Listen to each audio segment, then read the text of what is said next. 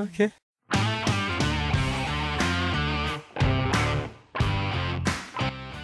Halo semuanya, gimana kabar kalian hari ini?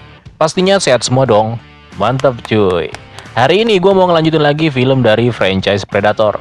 Kali ini filmnya yang ketiga yang berjudul Predators, yang diproduksi tahun 2010. Film ini masih sama, yaitu menceritakan ras pembunuh yang dijuluki sebagai Predator. Tapi bedanya di film ini, mereka nggak bersenang-senang di bumi, melainkan di sebuah planet, di mana planet ini dijadikan sebuah sarana bagi mereka untuk berburu. Bukan hanya berburu manusia, tapi juga makhluk yang lain. Dan ada beberapa hal yang menarik di dalam film ini, yang pastinya seru kalau diceritain. Oke, sebelum masuk ke ceritanya seperti biasa, kita joget dulu cuy.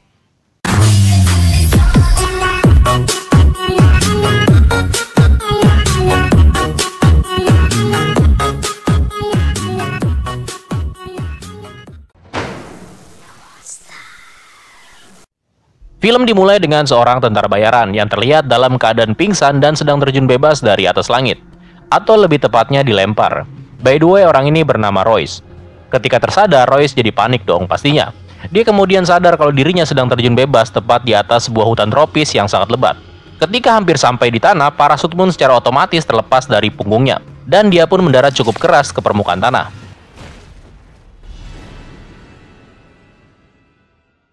Setelah itu, Royce pun sadar dan terbangun. Di situ dia juga melihat seseorang yang terjatuh tepat di sebelahnya. Orang ini bernama Cuchillo. Dia adalah seorang kartel narkoba asal Amerika. Orang ini juga bernasib sama cuy. Sama-sama dilempar dari atas sampai ke sini. Selain Cuchillo ini, rupanya ada juga yang lainnya yang senasib dengan mereka. Ada tentara Spetsnaz Rusia yang bernama Nikolai. Terus ada penembak jitu IDF yang bernama Isabel. Di lain sisi, mereka juga bertemu lagi dengan dua orang yang lagi baku hantam. Dan dua orang ini juga bernasib sama, seorang tentara pemberontak RUF, dan juga seorang terpidana mati asal Amerika. Ada juga seorang Yakuza yang bernama Hanzo, dan yang terakhir seorang dokter asal Amerika yang bernama Edwin. Tak satu pun dari mereka tahu di mana mereka sekarang berada, atau bagaimana mereka bisa sampai di sini. Masing-masing dari mereka hanya mengatakan kalau mereka udah terbangun dalam keadaan terjun bebas, sama seperti halnya si Royce. Ada beberapa hal yang sama dengan orang-orang ini, yaitu mereka sama-sama pembunuh berdarah dingin. Pembunuh berdarah dingin dalam arti yang berbeda. Nikolai merupakan seorang tentara Spetsnaz Rusia, di mana dia mengatakan sebelum sebuah cahaya membutakan matanya, dirinya sedang terlibat pertempuran di medan perang. Cuchillo adalah seorang kartel asal Meksiko, yang suka menyiksa orang. Nah, si Mombasa adalah seorang RUF, yang dikenal sebagai tentara berani mati. Sama dengan Hanzo yang merupakan seorang Yakuza, yang dikenal cukup sadis. Begitu juga dengan Isabel yang merupakan seorang sniper IDF, dan juga Stans yang merupakan terpidana mati. Nah, kecuali si dokter ini, di mana dia nggak ada background sadis-sadisnya cuy. Dia seorang dokter, atau mungkin dia seorang dokter mall praktek kali ya. Nah, di perjalanan mereka dikejutkan dengan penampakan sebuah artefak dengan banyak sekali tulang berulang yang terlihat dikumpulkan menjadi satu. Bukan cuma tulang manusia, tetapi jenis spesies lain pun jadi satu di sana. Menurut si Mombasa, siapapun yang melakukan ini pastinya menjadikan tengkorak-tengkorak ini sebagai trofi atau piala.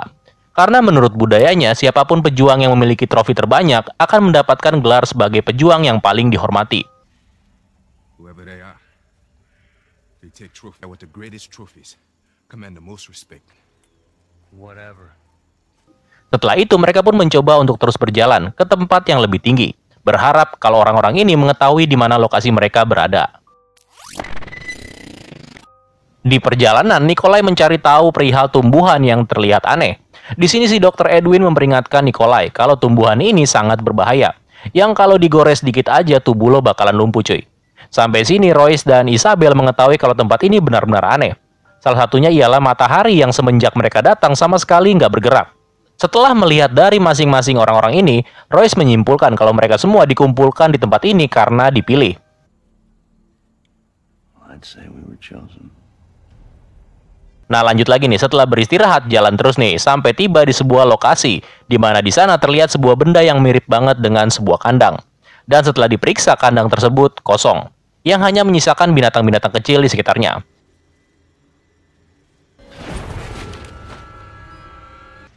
Not the same as us. Kandang-kandang ini pun bukan cuma satu, melainkan banyak. By the way, kandang-kandang ini bukanlah kandang dari para predator, tapi makhluk-makhluk dari universe lain yang juga dikirim ke tempat ini. Jadi si predator itu bukan hanya bersenang-senang dengan memburu manusia aja, melainkan juga spesies yang lain. Mereka lalu jalan-jalan lagi, jalan-jalan terus cuy. Dan secara nggak sengaja si Mombasa mengaktifkan berbagai macam jebakan, sehingga orang-orang ini hampir aja mati.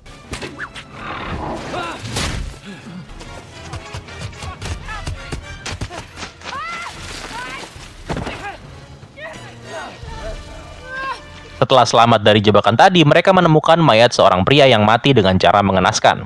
Ternyata pria inilah yang udah membuat semua jebakan tadi. Pria ini diperkirakan udah mati sekitar 2 minggu yang lalu. Dan sebelum dia mati, dia sempat menembak ke segala arah. Setelah dicari tahu tentang data dirinya, baru diketahui kalau pria ini adalah seorang pasukan khusus Amerika yang sebenarnya sedang bertugas di Afghanistan. Royce juga mengatakan kalau perangkap ini dibuat untuk menjebak sesuatu yang lebih besar. Rupanya sesuatu itu berhasil lolos dari jebakan ini dan akhirnya membunuh pria tersebut. Mirip dengan cerita Predator yang pertama yang membuat jebakan tapi jebol juga. Mereka semua pun meneruskan perjalanan sampai akhirnya tiba di puncak. Dan tiba-tiba mereka dikagetkan dengan sebuah penampakan. Ternyata mereka semua bukan berada di bumi, melainkan berada di sebuah planet yang gak diketahuin.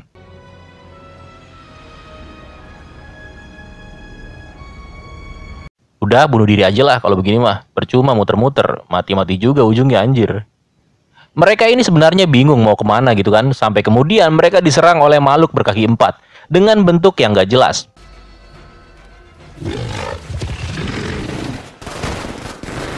Hewan-hewan ini langsung YOLO aja ya kan. Dan bukan cuma satu tapi banyak. Pertempuran sengit pun terjadi. Sampai akhirnya makhluk-makhluk itu pergi oleh sebuah panggilan suara.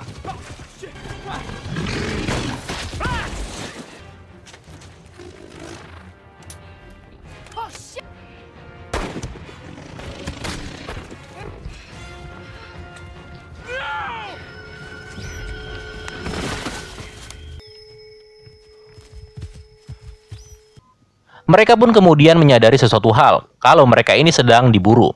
Orang-orang ini dibawa ke tempat ini untuk tujuan yang sama, yaitu sebuah permainan. Layaknya pemburu yang sedang mengamati buruan atau mangsanya. Hewan-hewan yang bentuknya nggak jelas ini sengaja dikirim untuk mengamati dan menguji mereka semua. Nah, dalam serangan tadi tampaknya si kartel Cuchillo menghilang.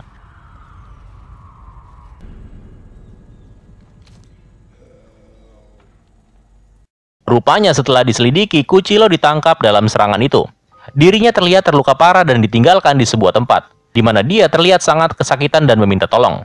Rupanya Royce dan Mombasa segera menyadari kalau itu adalah sebuah jebakan. Wait, what? It's a trap.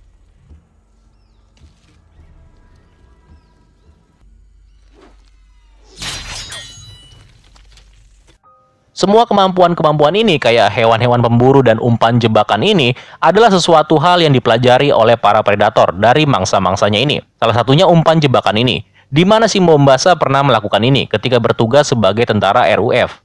Royce pun memutuskan untuk meninggalkan si bos kartel itu, diikuti oleh yang lainnya. Isabel yang awalnya nggak setuju, tapi dengan berat hati dia pun mau nggak mau juga ikutan. Tapi sebelum meninggalkan bos kartel itu, anjir, maksudnya biar gak menderita ya kan. Tapi tetap sadis cuy. Tembak loh. Setelah itu mereka pun memutuskan untuk mengikuti jejak-jejak dari hewan-hewan tadi. Dan sampailah mereka di sebuah tempat, di mana di situ banyak sekali bangkai dari makhluk-makhluk lain selain manusia yang terlihat dikulitin dan digantung di pepohonan. Selain itu mereka juga menemukan seekor predator yang ditangkap dan diikat ke sebuah pohon. Nikolai pun maju untuk mencoba menyelidikinya, dan ternyata makhluk itu masih hidup. This is a mistake. We have to leave. Now. Tapi tiba-tiba sesuatu menusuk tubuhnya si Mombasa dari arah belakang. Disusul oleh Royce yang muncul dan menyuruh yang lainnya untuk segera berlari. Dengan berbagai macam kemampuan, makhluk-makhluk ini menembaki Royce dan teman-temannya.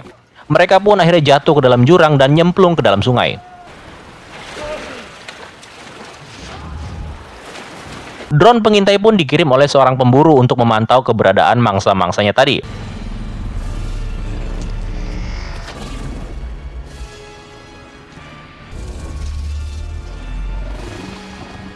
Anjir, ada 3 cuy predatornya. Parah ini mah. Keras parah cuy. Satu aja susah ya kan, apalagi 3. Mati. Mereka pun akhirnya sampai dan berhasil selamat ke permukaan. Nah, di sini si Isabel marah sama si Royce. Karena Isabel nggak suka kalau Royce memanfaatkan mereka dengan cara menggiring mereka ke kandang makhluk-makhluk tadi.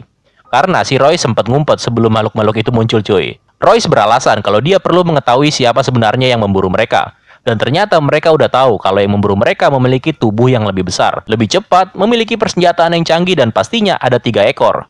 Royce juga mendesak Isabel untuk memberitahu kepada semua orang. Karena Royce curiga kalau Isabel ini tahu siapa sebenarnya makhluk-makhluk itu. Dan Isabel pun menceritakan sebuah kejadian 23 tahun yang lalu, tepatnya tahun 1987 di Guatemala, di mana ada satu unit pasukan khusus, yaitu 6 orang diantaranya termasuk 1 orang anggota CIA, semuanya tewas, dan hanya 1 orang yang berhasil selamat, yaitu si abang kita ini. Ketika diinterogasi, si abang kita ini mengatakan kalau timnya melakukan kontak dengan sesuatu, dan dia juga menceritakan detailnya secara lengkap. Have a detailed description. The thing on the totem. Nah terus Isabel juga mengatakan kalau makhluk-makhluk itu menggunakan sebuah pakaian yang bisa membuatnya menjadi invisible, di mana makhluk itu juga melihat sasarannya melalui infrared atau pendeteksi suhu panas. Dan hanya lumpurlah yang bisa membuat makhluk itu terbunuh, seperti yang dilakukan si Dutch di film pertamanya. Next ceritanya Royce sama Isabel udah baikan nih, dan mereka mengatur strategi untuk menjebak si Predator. Dan gak berapa lama sebuah penampakan pun terlihat. Tapi makhluk ini cuma muter-muter aja, sepertinya dia tahu kalau ada jebakan di depannya. Dan karena itu Royce mempunyai sebuah ide nih. Karena si dokter ini dari tadi kerjaannya cuma pelangap-longo alias beban tim, makanya dia disuruh untuk menjadi umpan. Dan benar aja, seekor makhluk datang dan memburunya. Ketika sedikit lagi makhluk itu menangkap si dokter, Isabel dengan cepat membunuh makhluk tersebut. One shot, one kill, sniper joy. Dan ternyata itu bukan si Predator, melainkan makhluk yang lain.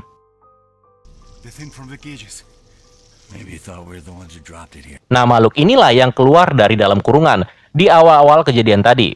Jadi selain mereka, makhluk-makhluk lain pun dikirim ke sini untuk diburu sama si Predator.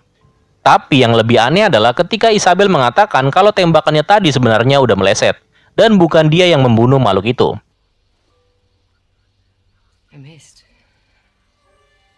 Dan tiba-tiba suara-suara aneh pun bergema.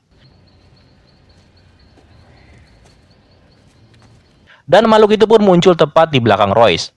Tapi rupanya itu adalah seorang manusia yang menggunakan pakaian Predator. Gue nggak tahu nih ya ini orang dapat dari mana itu pakaian. Tapi yang pasti pokoknya Royce dan teman-temannya berjalan mengikuti orang tersebut sampai ke persembunyiannya. Sampai akhirnya mereka sampai di sebuah kapal luar angkasa yang udah terbengkalai. By the way, si orang misterius ini bernama Ronald Nolan. Sampai di sini dia bercerita kalau dirinya ada di planet ini sama dengan Royce dan teman-temannya. Tapi sadisnya dia bisa bertahan di tempat ini selama 10 musim. Anjing, 10 musim, lu main bola atau perang? Nolan pun mengaku kalau dia udah membunuh kira-kira 2 ekor predator selama dia berada di sini. Nolan pun juga mengatakan kalau ada 2 jenis dari makhluk-makhluk itu. Mereka tampak sama tapi sebenarnya berbeda. Di mana jenis predator yang lebih besar turun ke tempat ini untuk berburu sesama jenisnya yang lebih kecil. Dan hal itu udah berlangsung sangat lama.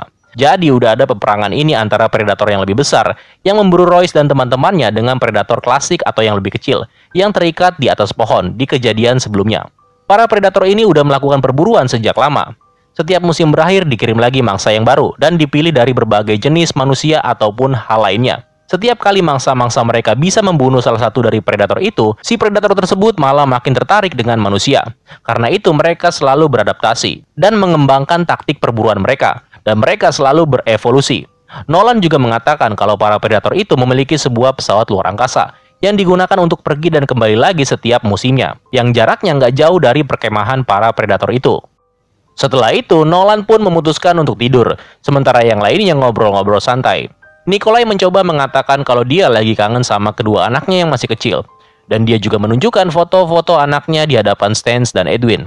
Sementara Royce dan Isabel terlihat berbincang di sisi yang lain. Di sini Royce mengatakan kalau dia bisa memanfaatkan si predator yang diikat di tempat yang sebelumnya mereka temui.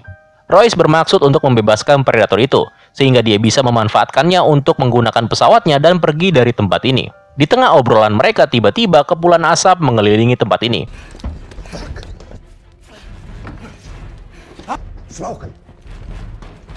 Dan ternyata itu adalah kerjaannya si Nolan yang lagi nabun tepat di ruangan mereka. Si Nolan ini udah gila kayak cuy, kelamaan di planet ini. Nolan ini menginginkan barang-barangnya Royce dan kawan-kawannya. Dan juga Nolan gak mau kalau mereka semua ini akan menghabiskan semua persediaan makanan miliknya. Royce pun mencoba meledakkan pintu keluar. Tapi akibatnya ledakan itu diketahui oleh seekor predator yang mendengarnya dan berhasil mengetahui kalau buruannya ada di tempat ini.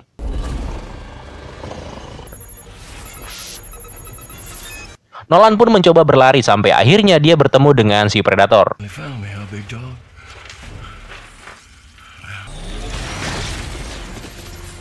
Mamam loh. Setelah membunuh Nolan, si Predator datang ke ruangan Royce dan teman-temannya berada.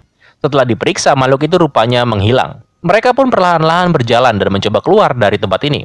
Tapi di tengah jalan, si Dr. Edwin terpisah dengan yang lainnya, di mana dia berada di sisi ruangan yang lain, dan si Predator pun muncul tepat di depan mukanya.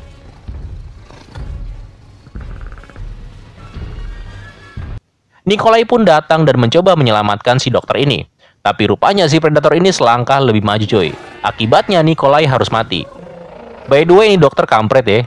Udah ditolongin, sekarang dia malah kabur. Bangsat emang.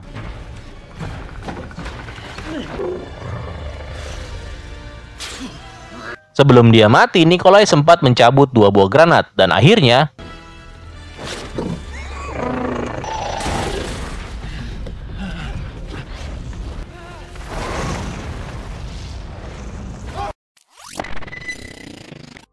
mengetahui kalau Predator tadi kemungkinan udah mati, Stans pun menjadi kegirangan. Tapi tiba-tiba 1 ekor lagi muncul dan menyerang Stans tepat di punggungnya. Nah, ketika Predator ini berniat akan menghabisi Royce, ketika itu juga Stans bangkit lagi dan menyerang si Predator bertubi-tubi.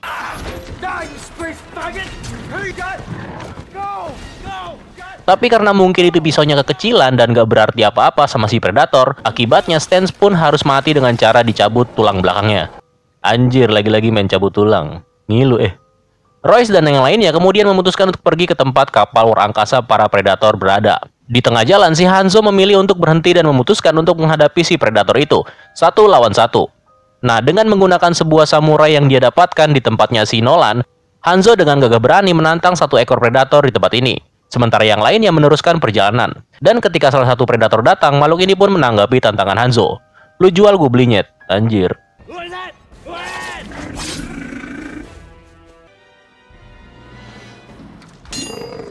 Pertarungan seru pun terjadi dan tanpa diduga, Hanzo berhasil membunuh makhluk ini. Tapi si Hanzo juga nggak selamat cuy, dia mati juga ternyata, anjir. Royce, Isabel, dan Edwin yang terus berlari tiba-tiba langkah mereka terhenti ketika kaki si Dr. Edwin terkena jebakan dan membuatnya terluka. Royce berpendapat kalau Isabel harus meninggalkan dokter ini karena beban cuy.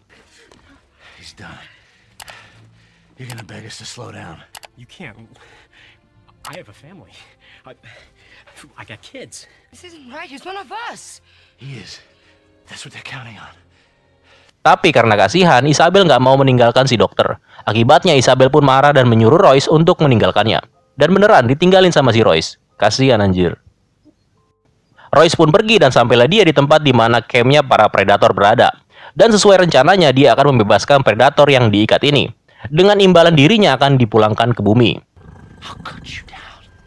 I want off this planet. Sepertinya ini makhluk paham dengan perkataannya si Royce. Dan ketika dibebaskan, Predator ini sempat mencekik Royce. Tapi nggak berapa lama Royce pun dilepaskan. Segera setelah itu makhluk ini langsung memprogram ulang dengan tujuan orbit bumi. Dan juga makhluk ini mengaktifkan sistem pesawat menggunakan alat yang ada di tangannya.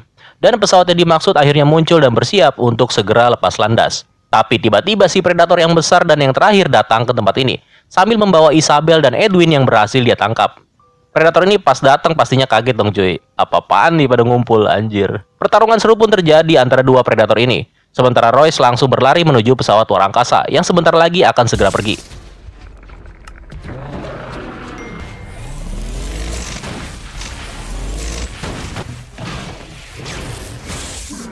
Pertarungan yang awalnya seimbang ini kemudian menjadi sepenuhnya milik si Predator yang besar tersebut. Dan akhirnya Predator yang lebih kecil pun harus mati dengan cara dipenggal.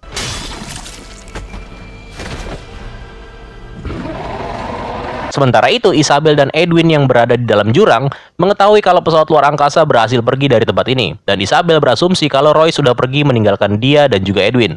Dan di sini rupanya Edwin menunjukkan sifat asli dirinya dengan menyayatkan sebilah pisau yang sebelumnya terpapar racun tumbuhan di kejadian awal tadi tepat ke dadanya si Isabel. Efek dari racun yang ada di dalam pisau itu perlahan-lahan membuat Isabel mengalami kelumpuhan. Sementara itu pesawat luar angkasa yang segera akan pergi ini secara tiba-tiba diledakkan oleh si Predator secara manual menggunakan alat yang ada di dalam pergelangan tangannya. Balik lagi ke Isabel dan Edwin, dokter jahanam ini kemudian mengungkapkan kalau di bumi sebenarnya dirinya adalah seorang psikopat atau pembunuh berantai. Makanya Edwin merasa kalau dia lebih nyaman berada di planet ini, karena dia seperti orang normal di planet ini, bukan seorang monster pembunuh seperti sifat aslinya di bumi. Sesaat Edwin akan menghabisi Isabel, muncullah Royce yang ternyata nggak jadi pergi. Dan setelah menarik Isabel dan Edwin keluar, Royce sepertinya belum sadar kalau Edwin memiliki rencana yang jahat, yaitu akan melukai dirinya juga. Ketika Royce mencoba memeriksa keadaan Isabel, tiba-tiba dari arah belakang, Edwin secara perlahan-lahan akan melancarkan aksinya. Tapi rupanya Royce nggak setolol itu. Dengan cepat Royce mengetahui dan menancapkan pisau milik Edwin tepat ke arah mulut bagian bawahnya. You are a good man after all. I'm not. But I'm fast. Sakit itu cuy pasti. Edwin pun langsung diseret oleh Royce dan akan digunakan sebagai umpan untuk melawan si predator.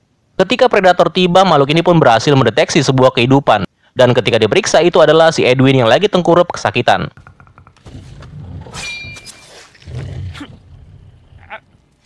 Anjir, diincus gitu meriksanya. Enak banget.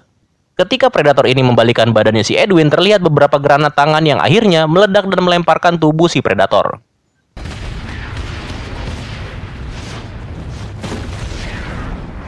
Royce kemudian muncul dengan lumpur di sekujur tubuhnya. Nah, dengan menggunakan api yang mengelilingi tempat ini, sehingga menyebabkan penglihatan si predator menjadi nggak jelas. Royce pun bertarung dengan lihai dengan makhluk ini.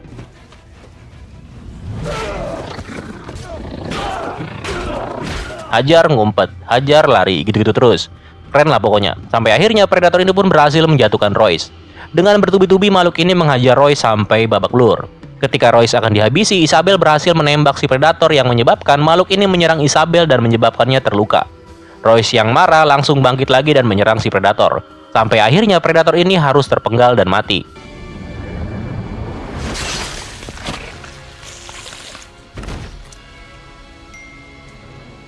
Royce yang terluka kemudian menghampiri Isabel yang ternyata juga masih hidup. I'm Royce. I'm Isabel. Nah, di pagi harinya Royce dan Isabel terbangun dan di sini mereka melihat banyak sekali parasut yang terlihat dilemparkan dari atas, yang artinya ini belum berakhir cuy.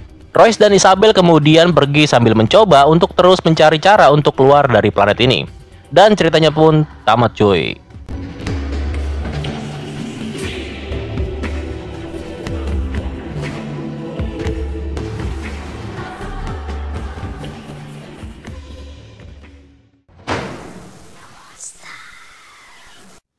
Well, butuh waktu 20 tahun bagi film ini tayang, setelah dua film sebelumnya dibuat di tahun 1987 dan 1990. Di tahun 2000-an, sebenarnya franchise ini diselingi oleh kehadiran dari film Alien vs Predator, tahun 2004 dan 2007. Tapi karena hasil dari dua film crossover ini kurang memuaskan, kemudian dibuatlah film Predators ini, untuk meneruskan legacy dari si ras pemburu ini. Dan menurut gua film ini sangat menarik dan banyak adegan-adegan mencekam, serta menghadirkan alur yang sangat simpel. Gua suka banget sama film ketiga ini. Dan masih layak banget buat dijadiin rekomendasi untuk kalian. Dan yang terakhir, kalau gue boleh kasih nilai, film ini gue kasih nilai 7 dari 10.